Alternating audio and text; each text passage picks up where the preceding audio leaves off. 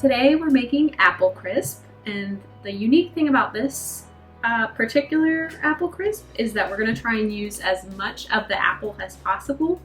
You can eat all of the apple except for the stem. So I'm going through and removing all of the stems from my apples, and the oven is already preheated to 350.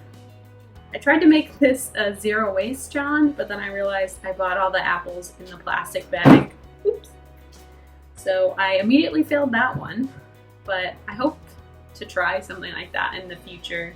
So once all these stems are removed, I'm gonna go ahead and cut up the apples and put them in our bowl here. And you wanna try and cut them up in a uniform kind of cut. So I'll just go through first and cut them all in half. There is a little bit of stem still on, so I'm gonna remove that too, if that's on any of the apples.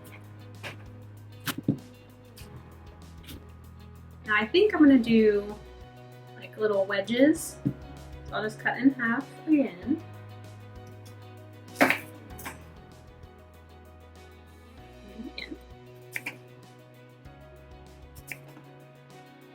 Throw them in, seeds and all.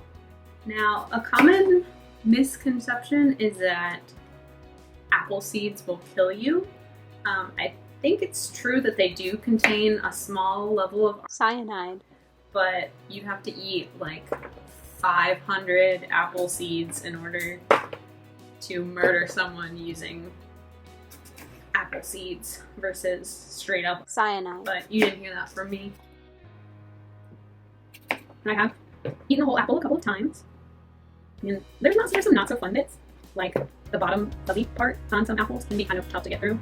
But the rumor is that the whole apple contains bacteria beneficial to your digestive tract, which I'm not a dietitian or a scientist or anything, so I could not tell you if that's true or not. Oh, and I forgot to mention, today's recipe, today's recipe is going to be vegan because I'm replacing the butter with applesauce.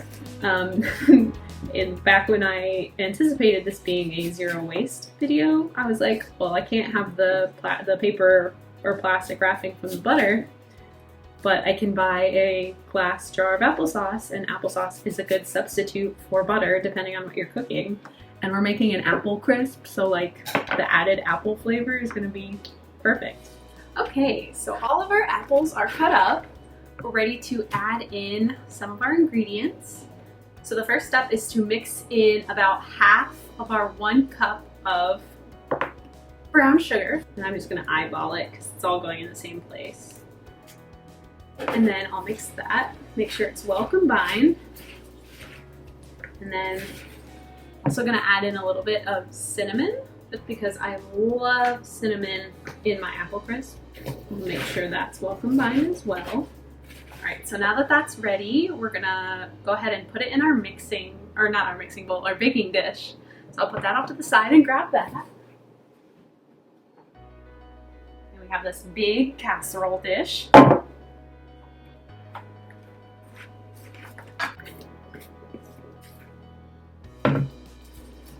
Making it as flat and uniform as possible. Then we'll go ahead and let this sit off to the side and bring our bowl back. In this mixing bowl, we're going to combine the rest of the brown sugar, flour, our oats, and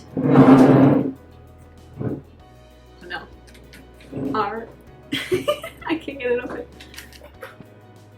And our 1/4 cup of applesauce.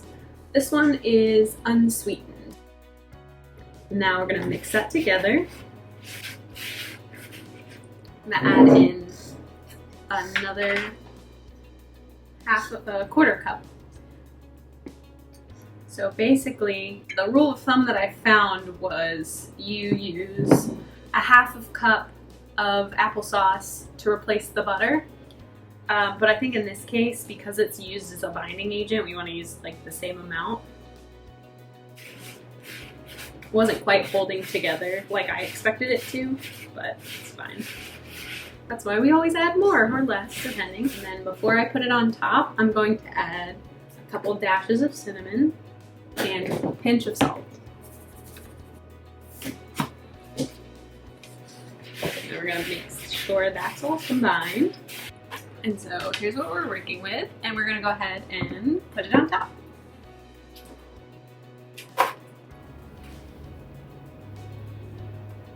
Now this is not a pie, so it's okay if we don't like cover the whole entire top. This isn't supposed to be like a pie crust. It's supposed to be more of just like to help everything melt together. I think this is ready to go in the oven. It's supposed to go in for about 50 to 60 minutes. So we'll put it in and I'll check on it periodically, and then we'll come back and see what we're working with.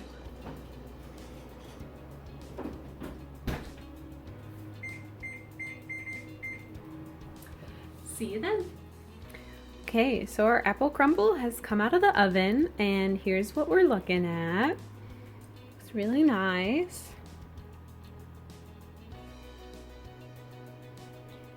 Now I'm gonna let it cool for about, I don't know, maybe 15 minutes, and then I'll take a little bite and then we'll see what the final product is like. And I'm gonna go ahead and take a bite.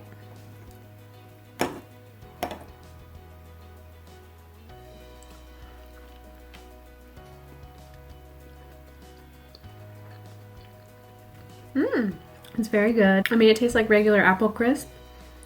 Typically I'm used to having it with the skin or the peel off. So it's just a different texture. I'm trying to see if I can find, there's a seed. I'm gonna eat that and see if it's softer, harder, gross, whatever.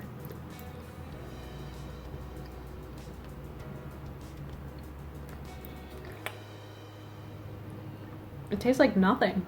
It's like absorbed the sweetness of the sugar and everything. It tastes more like the brown sugar. That's wild. So I have to say, overall, this was a definite win. I definitely needed that after doing tag-alongs and having them turn out not so pretty.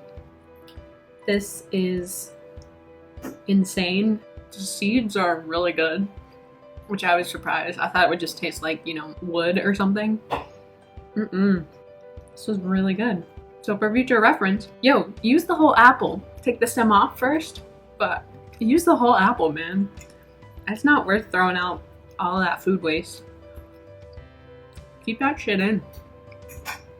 I'm really proud of myself. But I hope I inspired you. If not, you watch me make some food. But I will look forward to seeing you guys again next week. Bye!